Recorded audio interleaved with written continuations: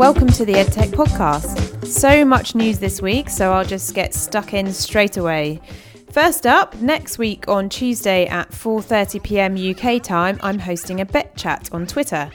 You guys voted for this to be on personalised learning and AI over what can tech do for rural schools, so there you have it. Twitter chat on personalised learning, #betchat, 4:30pm on Tuesday. I don't want to be tweeting to myself, so please do join me and let others know. Number 2, this week I announced the lineup for the first ever The EdTech Podcast Live, which takes place on the 12th of October. This will feature none other than guests from previous episodes, including Tolu Oyenola, the Hackney Primary Computing Coordinator, Jen Lexman from Easy Peasy with some exciting news from Oxford University, ICT Evangelist Joe Dale and Alex Flowers from the Victoria and Albert Museum. The broad theme of the discussion will be on how to improve the dialogue between ed and tech to improve education innovation. And now we want your questions to the panel ahead of the event, so please tweet to #EdTechPod and we will start to collect these. So what did I just say in a really memorable format? The EdTech Podcast Live, tweet your questions to #EdTechPod and do it now before you forget. Number 3, this one's a massive shocker. I'm starting a newsletter and it's going to be the best newsletter ever, featuring latest episode links, news and events, and basically everything you listen to in this section and then forget. You should join. You can witness my everyday challenges with MailChimp on a regular basis, so check Twitter, Facebook and Instagram for the link, which will reach you every Sunday. Number 4, on that basis, as part of the EdTech Podcast launch party, our lovely friends at ELT Jam are offering 3 free half-day one-to-one workshops to help any EdTech types listening in to improve the experience that you are providing your learners. The type of workshop you might engage with could be problem to product, learner experience design, or MVP development, where you identify your riskiest assumptions and how best to test them. Or you could come up with something completely bespoke to you. Interested? Email joe@eltjam.com to put your name in the hat, and for more information on who they are, what they do and how they can help, visit www.eltjam.com/welcome. And finally, EdTech Accelerator Emerge Education are hosting an open day next Tuesday. Tickets are on Eventbrite and in the show notes, so if you're an EdTech startup or teacherpreneur and interested in finding out more, do go and check that out.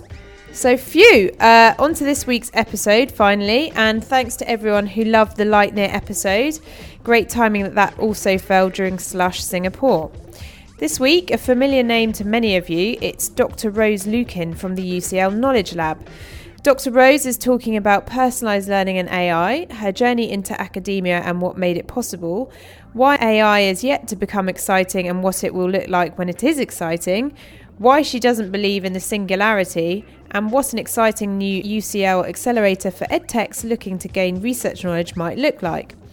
The best part of this interview, in my opinion, is off record, when we realised that during my own tenure at Sussex University, when lots of students protested over the demolition of a beloved building which used to house Radiohead by dumping wheelbarrows of soil outside of the Vice-Chancellor's office, of which I was witness but not party, Dr Rose Luckin was inside the very building as part of the VC's team.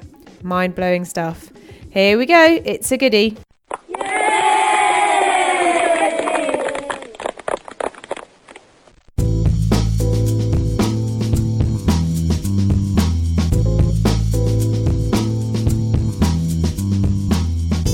Very sunny day today. I feel like I've fallen into this pattern of always talking about the weather. It's very British. It's very British, yeah, in absolutely. That way. So today I'm really thrilled to be sat with Rose Luckin, Professor of the Learning-Centred Design, Professor of Learner-Centred Design. Learner-Centred Design at the UCL Institute of Education. And we're here at Nesta's office in Chancery Lane. And it's been a long time coming, this podcast, because we were sort of first introduced through a speaking arrangement you had at BET with McGraw-Hill Education and David Levin, and then I think in the summer you were hosting one of EdTechX's field trips, and on the bus I just quickly dug out an old copy of TES and your article on AI just to brush up on my on my knowledge of what you're doing. So what would be fantastic is if you could kick off just by giving a quick overview about what you do and what you're up to these days as well. Yeah, that's my pleasure.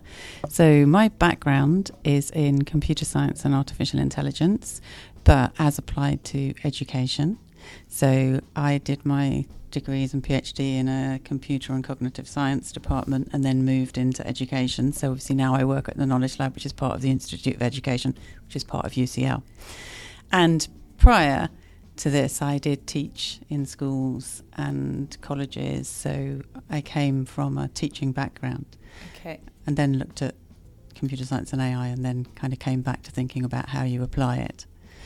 So I've always had an interest in how you use intelligent technology to help you build better educational technology systems, but also how you use that to help you help other people to use education technology more effectively. So it's not just about building systems, it's also about helping people to use the technology that is available to them more effectively.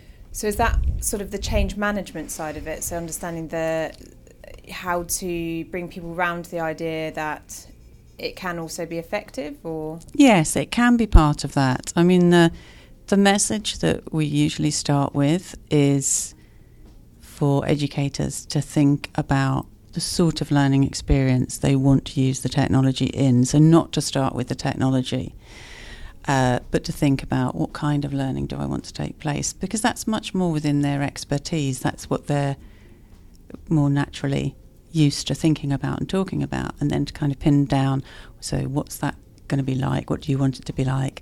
What other resources are you going to use? Okay, now let's look at how technology could support you do that more effectively. So it's very much about mapping out resources and looking at where technology fits within that whole space in order to deliver the sort of teaching and learning experience the teacher wants to do. And we find that more effective in getting people engaged in not feeling, oh, I don't know how to do this. Yeah. So that they're more, okay, no, I'm comfortable thinking about what it is I want to do. And so in your kind of day-to-day research environment, would you quite often be working alongside educators looking at how they do or don't engage with certain technologies? I am so lucky. I think I have the best job in the world because I get to do lots of different things. But yes, some of the time I may well be doing that. Other times we're talking about how we can design some technology effectively. I do a lot of work these days with educational technology companies, large and small, looking at how, particularly at the moment, they might use some element of artificial intelligence to improve just part of what they're doing, not necessarily turning their whole thing into something that's an artificially intelligent system, but just using some of the things that we've learned to improve some element of the technology. But in general, working with educational technology businesses to look at how they can use the evidence that we've gathered in the last few decades about learning with technology, what works and what doesn't work. As a sort of summary, because obviously it's very hot at the moment in terms of, EdTech's been spoken about for a while, now it's all about the efficacy, how do you measure it, so what have you found does have that sort of measurable aspect behind it that you could say, yeah, this really stands up? Is it as easy as that? It isn't as easy as that. So a while ago, 2012, we did a report for Nesta called Decoding Learning, and we very much looked at the evidence for efficacy there. And it's absolutely clear you can find brilliant examples of technology being used really effectively in terms of improving learning gains, because that's what a lot of people are interested in, but also in terms of improving really valuable skills like collaboration and problem solving, and tapping into some of the sort of motivational factors, so trying to do across the piece. But a lot of the times it isn't effective, and so it's trying to understand when it's effective and when it's not. And it's not as simple as this technology works and this technology doesn't work. It's much more concerned with this technology works in this particular setting with this sort of learners when you're trying to achieve X. So yes, but it depends, I'm afraid, is the answer. Yeah, to, on a whole raft of factors. Yeah, absolutely. The environment. And unfortunately, over the years, we as a community of researchers and beyond have not been good at recording some of the very valuable contextual data about the studies that have been done. So you simply don't know. So, okay, here's a study with 1,000 learners and they did really well, but exactly what were those learners like? Mm-hmm. What was going on? What kind of context were they set in? Was the school in a poor area, a rich area? Do you see what I mean? So we don't pathway to success anyway, and exactly. Yeah. So, and without that richer contextual information, you really can't say much about how repeatable those learning gains or improvements in skills or improvements in motivation might be across the board. And specifically on sort of learner analytics and I suppose aggregating that data picture of someone's progression through learning, how do you go back to some of the people that challenge that? So I've read a few Audrey Waters articles and, you know, I think she has an interesting overview of the kind of EdTech space anyway, but obviously, I think there are some people out there that look at learning analytics slightly skeptically in the sense that it's sort of an echo chamber. So every time you're sort of limited to this pathway that's set out. Do you refute that, or do you what's your thoughts on that kind of argument? I think it's potentially really exciting what we could do with learning analytics. I don't think it's very exciting at the moment in the main. And it seems to me that a lot of things that are described as learning analytics are actually data analytics, and that can be useful, but it's not the same thing. Yeah. So if we were really looking at something that I would call learning analytics, it might, for example, be about unpacking a complex process like collaborative problem solving, which we have a project to do, and that means taking a huge range of different data sources and saying, okay, what do we know about the process of collaborative problem solving, and what does this data tell us that helps us to map out what we know is effective when it comes to, say, stages in collaborative problem solving, or ways in which the social interactions work particularly well, or ways in which the problem solving works well. So I think you have to do what you would do with a well-designed research study when you're thinking about what you can get from analytics. What's the question you really want to answer? Okay, how do I probe my data to find that out?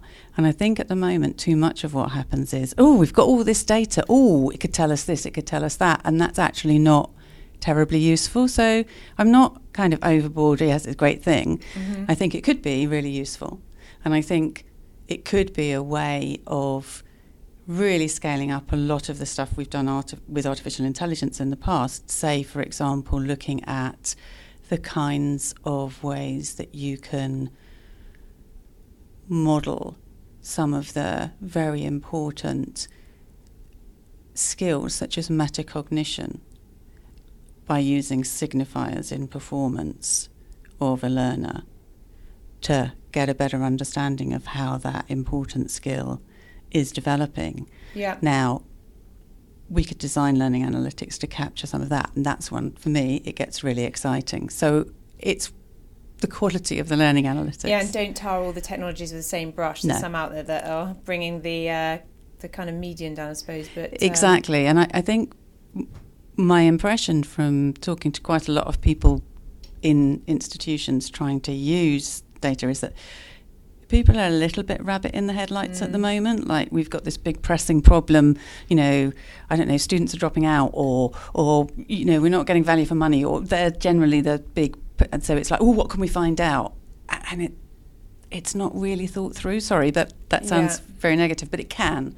I'm sure there are things that are well thought through, but I see quite a lot of stuff that isn't. I interviewed the CEO of JISC.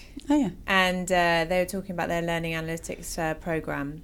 And I suppose a lot of universities are sort of looking to dig into their data and spot warning signs about when students are at risk of dropping out. And those kind of programmes have happened for a long time, but I suppose it's another way to flag that effectively and perhaps draw up, these ones need the priority. Absolutely. It could be support systems around them and so on. Very done well. It could be really useful. And yes, I think JISC are doing some really valuable work there, definitely. But I think there's a lot more we could do as well that would sing to more of the, and how do we support the learning? Interesting. And so obviously you're a researcher as well, and so you're in academia. How have you found or not found the impact of Brexit? Fascinating. We get quite a big percentage of our research funding from the European Union, and so we have projects already that are funded from the European Union, and that's secure. But in applying for new projects, we're thinking very carefully about how realistic our chances of success are.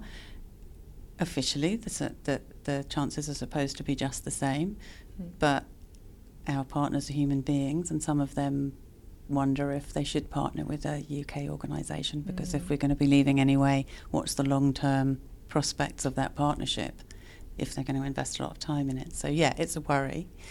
And also we have some funding due to start, that's European Regional Development Funding, and that was held up until recently, when basically we have to get it all sorted out before the Chancellor's autumn statement, so that's put us under a bit of pressure. So yeah, it does make a difference. And also we want to work with our European colleagues because actually we've got a long history of working with them in the main. Yeah. Do you think you'll feel the pinch in terms of the skills gap if you don't have those colleagues? And without a doubt. Yeah. When I look around the colleagues I work with the most closely, I think I'm the only UK citizen, or I'm a rarity. Most of them are European Union. And what's the kind of contingency plan? Or is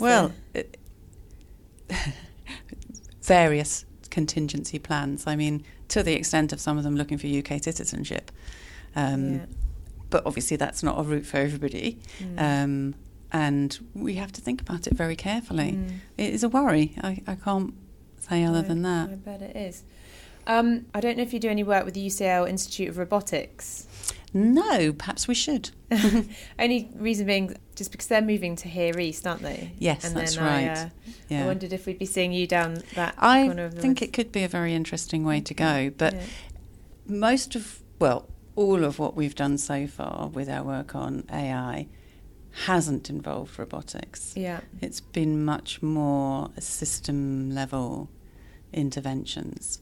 So, but I think the possibilities of robotics are very interesting. I think there's some problems with people's perceptions of what robotics might do, and particularly concerning rhetoric around the sort of automation in the workplace and impact of that on jobs and on lots of ethical areas that clearly need some investigation. But I think the future will be one in which we are working with and alongside artificially intelligent partners, whether they're virtual or robots or whatever, and we'll need to get used to how we make that work. And do you kind of follow the idea of the singularity and all of that? No, really. When I was at Mobile World Congress one year, and I remember came across this. I think it was Time magazine. There was an interview about Kurz, because I'm never sure how you pronounce it, Kurz or. Yes, I'm not sure either. And I was like, wow, this is absolutely fascinating, and I just kind of got really. I think it's a really fascinating. Because it's quite soon, isn't it? If it is absolutely concept, and it takes me back to the days of studying philosophy when I did my original artificial intelligence degree. I think it's really important that we think about these things, but personally, I don't see a moment when we'll really get general artificial intelligence, because that would be hugely complicated. A colleague once gave a lovely example, here's my 3-week-old son, and he can do this, and he can do that, and he can do the other. If we have a generally artificially intelligent system, then they'll need to do all these things, and the things that we can do when we're fully grown. And it is a lot. But there are huge leaps and bounds all the time. So I don't personally think it will happen, but I think it's important that the issues are raised and that they're discussed, and we do start to think now about all the ethical implications of such a situation. It's not left to sort of shouty headlines and it doesn't help. They don't help, and they do a lot of scaremongering. And I think also, there's a whole history of sci-fi that makes us think in terms of robots taking our brains over or whatever, running amok. And then, so just moving sort of to internationally, but beyond UK or the complicated setup in Europe at the moment, to sort of thinking internationally. Do you do collaborations with other universities, or especially thinking about Asia and China? And it'd be great to know some of your work that you do there as well. So I work with colleagues in China and Singapore, and there is so much greater appetite for innovation in a lot of Asia. And India is amazing in terms of an appetite for innovation and a willingness to really knuckle down and make it happen that I don't see in the Western world in the same way. In industry or in academia, or the whole across the board? Across society. Yeah, interesting. I think it's really interesting. I mean, there's a huge contrast, of course, between, say, a huge country like India, or indeed like China, and a small country like Singapore, say, where it's so contained and very well developed, with great infrastructure for testing anything out and seeing if it works. So you've kind of got that. And actually, I find my colleagues in Singapore are actually really forward thinking and open to ideas in a way that you don't necessarily see elsewhere, and yet actually they have quite a very specified society, so it's quite interesting tensions. But yes, Asia, I think there's a huge amount happening, but also sort of the Asia Pacific region as well. So thinking about Australia, there's some interesting work going on in Australia as well, so it's not exclusive. And is that mostly again around the artificial intelligence side, or? Certainly in Australia there's some interesting AI work going on, but certainly a lot of investment in China and India in AI technologies. And I do worry about the UK and the extent to which we will be able to compete, because there's not the same level of investment in areas that I care about. So obviously I'm being very parochial, but in terms of education and what we could be doing, there's certainly more investment in places like the US and indeed the areas that we've already mentioned. So it's interesting watching what's going on. And for those people listening, are there any other forward thinkers that you respect in this space, or you recommend that they read, or other resources that you really rate? In terms of AI? In terms of any of the aspects that you cover that just, I suppose, will help get those questions going? Or getting people to think. Gosh, that's a really interesting question. I'm not sure in terms of things that have been written. Sorry, that's not meant to be evasive. Yeah. Because a lot of the books that are written about innovation and AI are quite general. And a lot of the books that have been written about educational technology, I don't think... Are quite granular, do you think? Yeah. So I tend to think more in terms of people who speak. So in terms of looking at the kind of space of AI systems, there's somebody called Lewis Johnson, who was an academic and started his own business called Alelo in the States, and they do some really interesting work with modelling that takes account of more than the cognitive processes of the learners they're working with, and looks at things like cultural modelling. Very interesting work, and uses some more innovative technologies to boot, so looking at VR. I mean, a lot of that work emanated from defence spending, but that's not all they do now, and that's obviously a difficult area, depending on how you feel about being involved in research that's funded for defence, but nevertheless some very, very interesting work. And I think some of the internet was developed out precisely. It's kind of a history of innovating. Exactly. So you take that, and actually Lewis is speaking this month at a conference in Buckingham. So people may be able to catch up with him there and have a listen to the kind of thing that he's saying. Yeah. I think that would be. And are you kind of active good. On Twitter or? I don't do a lot of Twitter. I mean, I tweet occasionally. Yeah. I find the risk that I run with Twitter is that I would get far too engrossed in it. So when I did write computer programs myself, I was one of those people who could spend the entire night programming, and it's not good for you. No. And I know how easily I can get engaged by those things, so I try and be quite and so rationing in my use. Tell us a little bit about your history into getting into computer programming and how that all came about as well. So I didn't go to university when I left school. Yeah.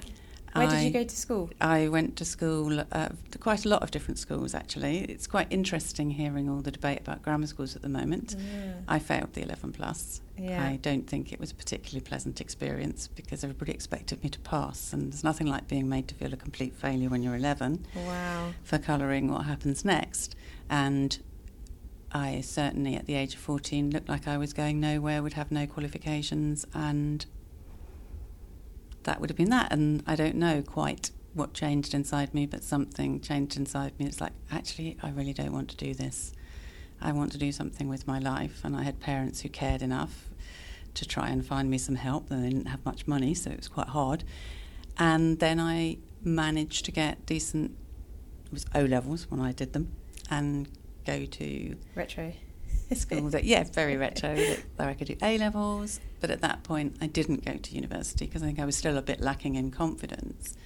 That's so amazing. Went out and had a whole other career in banking, high street banking, and then when I had my children thought, I think I'd like to get a degree.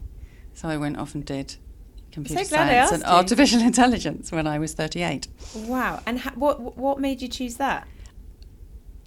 This sounds so glib, but it's not. I literally threw the prospectus up in the air for Sussex University, which was the only university I could attend. I went to Sussex University. Practically. I knew I was going to apply for economics because I'd got banking exams and I knew a bit about it. And then I thought, I'm going to go for something totally different, and threw it up in the air, and it landed on AI, and I started reading it. I was completely engaged, totally fascinated. Oh, funny.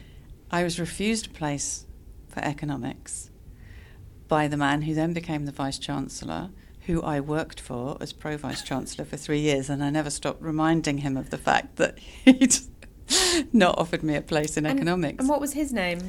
Alistair Smith. Yeah, I think he was still there. And then I went along for my interview for AI and met an amazing man called Aaron Sloman, who's emeritus professor at Birmingham, who just inspired me to go on and take the course, and it was just fantastic. It was just something I'd never done before. I was lucky enough to have the A-levels with good grades that meant that I could get in. I loved it, absolutely loved it. And so did you live in Brighton? I didn't. I commuted from where I lived, which was near Hastings, and it was hard. I had 2 very young children. I would often work at night because that was the only time when I could get the peace and quiet. I relied a lot on friends and family to help me with the children because obviously they needed to be at university for part of the time. Fantastic experience, but I wouldn't have got there without a system that encouraged people who were not traditional age students to go to university and do a qualification. And it has changed my life in a really positive way. And then I did a PhD and loved it ever since. And so did you use the computing, the programming, did you use that, or did you go straight into so when I did my degree, I did a lot of programming, and then for my PhD, I built a piece of software, so I programmed that, and then I taught programming for a while. This is going way back, so I'm not claiming to be spot on now. Yeah. I still think that way, but I don't code anymore. Yeah. And again, I don't, because I just know how I get completely lost and I wouldn't get other things done. I have said when I retire, I'm going to go back to it because I do really enjoy it. Yeah. Do your kids code? No. No. One is a financial analyst and the other is a policy officer, science communicator. So they both do detailed, analytical jobs. Yeah. But not in technology. Amazing. That's a fantastic story. I love that. So it should encourage anybody to not think about, you can be not doing well at 14 and you can go off and you can change your life if you're lucky. And make you think about grammar schools as well. Indeed. So I don't know if you'll be able to talk about this, but I was wondering whether we could talk a little bit about the project that you were mentioning earlier on with regards to waiting for the funding. Yes. So this project is looking to develop a shared space, both physical and virtual, for researchers such as ourselves, but a whole raft of different researchers with different expertise, EdTech startups and educators to work together. The idea being that we want to help EdTech startups to develop products that are what teachers actually need, what teachers want, and that are based on good evidence that we've got, not just about how technology can work in education, but what we know about how people learn. Yeah. And what we're learning from things like neuroscience that we didn't know before. So trying to help get that as part of their repertoire of design thinking, get the teachers engaged as well to help them be part of the design thinking, and also to help EdTechs design effective evaluations so that they can say, yes, I can show you my product does X, Y, and Z, so that they can actually look at what they want the product to be able to do, what the aim is, and we can help them design an evaluation that will help them target those things more effectively. Because for many people starting a company, they don't have research skills, why would they? So we can provide training and we can provide advice. But we're also wanting to encourage researchers and educators who've got a good idea for a product to come and join and think about turning their good idea into a product. So there will be business advice as well as research advice. And we're partnering with Nesta and with EdTech UK and with F6S. So it's so exciting. I really can't wait to get started on it, but the whole European funding thing has held it up to date. But we're really hopeful of starting in November. That cash to the check to to get started would be great. It really would. And so for those startups, will there be a kind of an application process, and yes. would there be an entry fee because obviously they're accessing the expertise, or how does... No, so it's all funded from funding. I think the funding's for 3 years. In order to ensure sustainability, we'll have to come up with some other kind of funding model, but we're thinking about that and thinking about which way to go. The one thing I know for sure is startups don't have money. So we need to think of other ways of working with them, or other ways of getting other interested organisations to help pay. So we're looking at that at the moment, but we do have 3 years where it will be funded. And will it be specifically for schools, or will it also be for further and higher education Absolutely, as well? Further and higher education as well, definitely, across the board.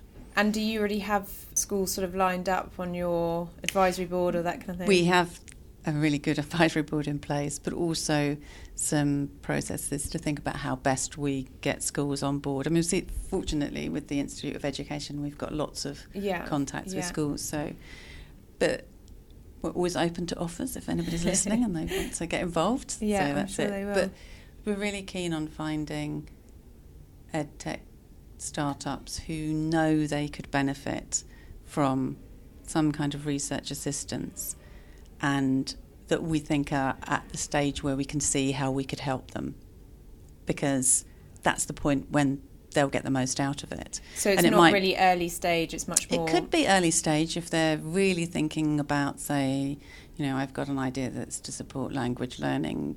We could provide some expertise around, well, what do we know about language learning? So that's a bit of a broad, high-level example. But I think it may be for some people who will say, great, look at being part of the virtual community, and then in 6 months, let's think about bringing you in to the physical group as well, so that we can be sort of trying to show you some research while you're part of the virtual community, but then you get the kind of intense help when you come in, when you've got to the stage where we think there's the most benefit to be had. So it's not, early stage could be right for some part of engagement, if you see what I mean. And will that be a sort of 3-month programme or shorter, 3-day What programme? we've said is 3 to 6 months, depending on the needs of the individual company. Yeah. So we will have staggered cohorts of people starting, but I don't think it's possible to say you only need 3 months.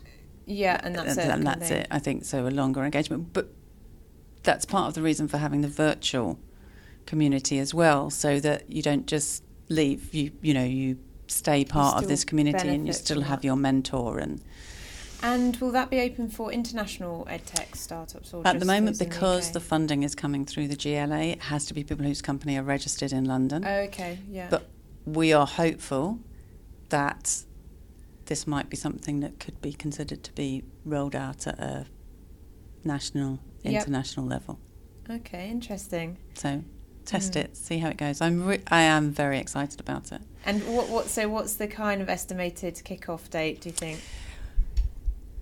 If we get, a finger in the air, the right wind and the right waves, and we get everything in place, I hope that we will start in November, and that'll be a preparation period. So launch in around February. It would be great to launch around BET, but I think we might just miss that. But so we'd be welcoming our first cohort of people probably at the beginning of February. That's my best guess at the moment. Very exciting. Well, so I suppose anyone listening who's interested, get in touch with me, definitely. Yeah. Okay, fantastic. So I'll include your contact details. Yeah, do please. I think that's about everything. So we better go to our meeting. We should. So thank you very much, Rose. My pleasure. Good to talk to you. Thank you. Thanks, Sophie. Thanks for listening, everyone. If you enjoyed that, please do feel free to drop a review for the EdTech podcast, either on iTunes or whichever platform you're listening through. Next week, we have education change makers, actually, really, on the podcast. So in the meantime, don't forget to tweet your questions for the EdTech podcast live panel. Hashtag EdTechPods. How can we improve the dialogue between ed and tech? And have a fantastic week. Bye.